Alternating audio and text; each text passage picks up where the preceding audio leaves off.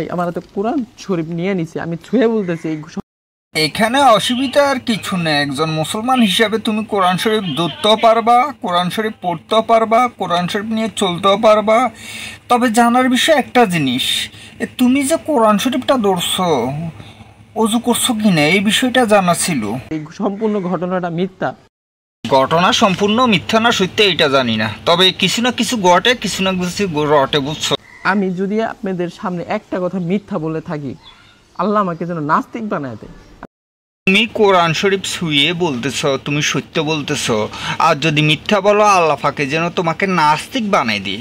তুমি এই আস্তিক কখন ছিলা? হ্যাঁ, আস্তিকে ছিলে কখন? আর তোমাকে নাস্তিক কেন বানাবো আল্লাহ?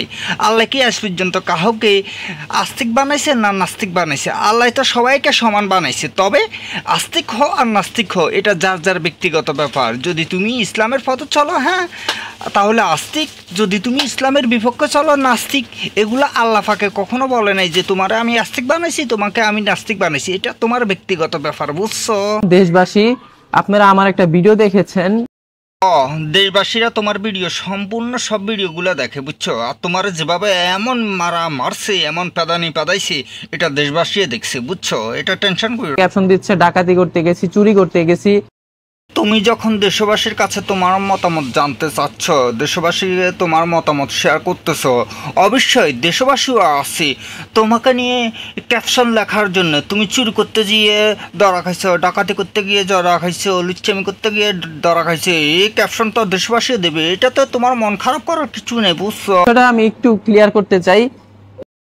অসুবিধা না, বিষয়টা তুমি ক্লিয়ার করে আমাদেরকে বলতে পারো। আমরা দেশবাসী তোমার কি বিষয়টা ক্লিয়ার করে শুনতে চাই, একটু বলো। 18 তারিখে যে দিন হচ্ছে আবু সাইদ, রংপুরে আবু সাইদকে গুলি করা হয়েছিল।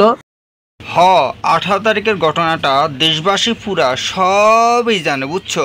তো 18 তারিখের ঘটনাতে তোমার এই ঘটনার সাথে এই কাহিনীটা কি একটু খুলে যদি দেশবাসীরা একটু বলো তাহলে উপকৃত হবে। কন্টেন্ট ক্রিয়েটর গ্রুপ নিয়ে আমরা প্রায় 50 থেকে 60 জন লোক নিয়ে আমরা একটা মিছিল করেছিলাম। দেশবাসী বুঝতে পারছে যে 18 তারিখে যখন রংপুরে আবু সাইদকে গুলি করা হয়েছে, তখন তুমি আর তোমার সঙ্গফঙ্গ নিয়ে ইউটিউবের ক্রিয়েটর একটা গ্রুপ তৈরি করছো।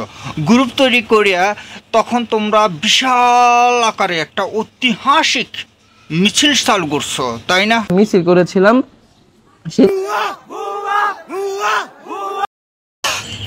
তোমার আন্দোলনের ভিডিওটা দেখে আমার চোখের পানি আমি বাইরে ফেলতে পারি নাই, বুঝছো। তুমি দেশের জন্যে, দশের জন্যে, জনগণের জন্যে কিভাবে একটা গ্রুপিং নিয়ে আন্দোলন করতেছো। তোমার কাছে দেশ ও দশই জনগণ ঋণী হয়ে আছে। কত কষ্টকর, তোমার কাছে ঋণী হয়ে আছে দেশ ও জনগণের মানুষ। তোমার হাতের লাঠি দেখে আমার খুবই কষ্ট হচ্ছে। এ লাঠি যদি সুযোগ মতো যদি তোমার গোড়ায় দিয়ে দিত, কত না দুঃখ হইতো আমার। তবে আসল কাহিনী কেন বলতে চাচ্ছ না? তুমি দেশের জন্য, দশের জন্য, জনগণের জন্য লড়তে যাওনি, ঐতিহাসিক আন্দোলন করতে যাওনি। তুমি গেছো কেন?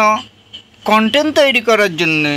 যদি এখানে সুযোগে যদি একটা দুইটা কন্টেন্ট তৈরি করা যায় তাহলে এখানে একটা ইনকাম। আর ওই তুমি তো এমনিই বউ ব্যবসায়ী, বুঝো না। তুমি হাগু করতে গেলে এখানে কন্টেন্ট, তুমি মুতু করতে গেলে ওইখানে কন্টেন্ট। বউ ব্যবসায়িকরা এমনই করে, বুঝছো। তো তুমি এটা আন্দোলন করতে যাওনি, বুঝছো। এটা ধান্দাবাজি করতে গেছো, মাল কামাইতে গেছো, বুঝছো। কন্টেন্ট তৈরি করতে গেছো, কারণ ওই কন্টেন্টগুলো তৈরি করে পাবলিশ করবা, ওইটা থেকে আর্নিং আসবে, আর তুমি নেচে নেচে খাইবা। ভিডিওটা জনগণদের দেখাচ্ছ, জনগণকে রেফার করতেছ, এটা তোমার সাজানো স্ক্রিপ্ট। এই লোকগুলো কিন্তু তোমার সাথে লোক, তোমার এই যে 50-60 জনের গ্রুপের লোক, বুঝছো। কাহিনী আর অন্যটা হলে বলো, বুঝছো। এই কাহিনী আর জনগণ খাবেন। আমরা স্লোগান দিয়েছিলাম এবং একটা ভিডিও আমার পেজে ছাড়ছিলাম। ভিডিও একটা তোমার পেজে ছাড়ছিল, হ্যাঁ। তোমরা স্লোগান দিছ ভুয়া ভুয়া কইরা, বুঝছো। এটা জনগণে বুঝতে পারছে, দেশবাসী বুঝতে পারছে। এখন আগে কি কাহিনী ওইটা আমাদেরকে একটু শোনাও। পেজে ছাড়ার পরে কি হয়েছে, ভিডিও একটা তোমার পেজে ছাড়ছ, পেজে ছাড়ার পরে কি হয়েছে তার আগের কাহিনী আমাদেরকে একটু শোনাও, আমরা শুনি। মাতবর, তারপরে আর হচ্ছে সাদ্দাম, এরা কি করছে, আমার বাসার সামনে পোলাপান পাঠায়। দাম মন্ডল তোমার বাসার সামনে ফোলাফাইন ফাটাইছে, আর ফোলাফাইন ফাটাইয়া বলছে যেন তোমার টেনারশিপটা তোমার গ্রুপিং সকাত নিয়ে তাদের অফিসে নিয়ে যায়, তাই না? সবাইকে টাইনা টুইনা তাদের অফিসে নিয়ে যায়, অফিসে নিয়ে বিভিন্নভাবে মারধর করে। অফিসে টাইনা টুইনা নিয়ে গেছে, নিয়ে যাওয়ার পর তোমাদেরকে আচ্ছা তরিকাছে আচ্ছাভাবে মারধর করছে। হ্যাঁ, এটা জনগণ বুঝতে পারছে। তুই আজকে এত মাস হয়ে গেছে, এত সুন্দরভাবে তোমাদেরকে অফিসে নিয়ে দাওয়াত খাওয়াইছে, আচ্ছা তরফে মারধর করছে, কিন্তু এতদিন ফুটাপ হয়নি, হঠাৎ করেই এখন কেন ফুটাপ হয়ে গেল? এই ভিডিওটা আপনারা অনলাইনে দেখতেছেন, অনলাইনে অনেকভাবে অনেকেই হ্যাঁ, ভিডিওটা দেশবাসী অনলাইনে দেখতেছে, ফেসবুক, ইউটিউব, টিকটক, আবার কি আছে না, কত কিছুতে দেখা যাচ্ছে। আমরা সবাই দেখতেছি, আমরা সবাই বুঝতেছি, আমরা সবাই কত আফসোস করতেছি। আহা, তারা তো কোরআন শরীফ নিয়ে নিছে, আমি ছুঁয়ে বলতেছি এই সম্পূর্ণ ঘটনাটা মিথ্যা। তুমি আবারও কোরআন শরীফ হাতে নিয়ে ছুঁয়ে বলতেছ যে সম্পূর্ণ ঘটনা মিথ্যা, সম্পূর্ণ ঘটনা মিথ্যা। আর জগন্নাথ তো কিছু না কিছু বুঝতেছে, দেশবাসী তো কিছু না কিছু বুঝতেছে, বুঝো না? আল্লাহ আমাকে যেন নাস্তিক বানায় দেয়। আমি মুসলমান হয়ে বলতেছি কোরআন শরীফটা আমার হাতে। তুমি কোরআন শরীফ ছুঁয়ে বলতেছ, তুমি যদি মিথ্যা বলো তাহলে যেন তোমাকে আল্লাহ পাকের নাস্তিক বানিয়ে দিই। তুমি একজন মুসলমানের সন্তান, এমনটাই। এ হচ্ছে বিষয় ভাই, আমাদেরকে এভাবে তারা ধরে নিয়ে এখন উল্টাপাল্টা ভিডিওগুলো ছাড়তেছে। তোমার কথা সবাই বুঝতে পারছে। হ্যাঁ, চতুর্দিকে তোমার অনেক হিটার্স আছে, তোমাকে নিয়ে মন্তব্য করবে, হ্যাঁ, তোমাকে নিয়ে কথা বলবে, তোমাকে নিয়ে তোমার হিট করে অনেক ভিডিও বানাবে, তোমাকে হিট করে অনেক ধরনের অনেক কথাবার্তা বলবে। হ্যাঁ, কেউ যদি তোমার পিছনে লাগে, হ্যাঁ, যদি তোমাকে মারতে আসে, কাটতে আসে, মানে তোমাকে হ্যারাসমেন্ট করে, তার জন্য আইন আছে, আদালত আছে, তুমি তাদের নামে কমপ্লিট করতে পারো। হ্যাঁ, তাদেরকে নিয়ে মামলা করতে পারো। হ্যাঁ, তো এই কোরআন শরীফ নিয়ে, কোরআন শরীফ ছুঁয়ে বলতেছ যে তুমি যদি মিথ্যা বলো তাহলে আল্লাহ পাকে যেন তোমাকে নাস্তিক করে দে।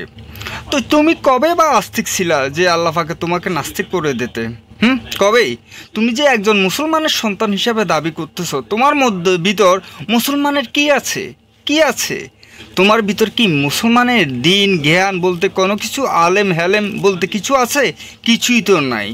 এই যে তুমি আল্লাহ পাকের কাছে বলতেছো আল্লাহ পাকে, তুমি যদি মিথ্যা বলে থাকো যেন আল্লাহ পাকে তোমাকে নাস্তিক বানাই দে।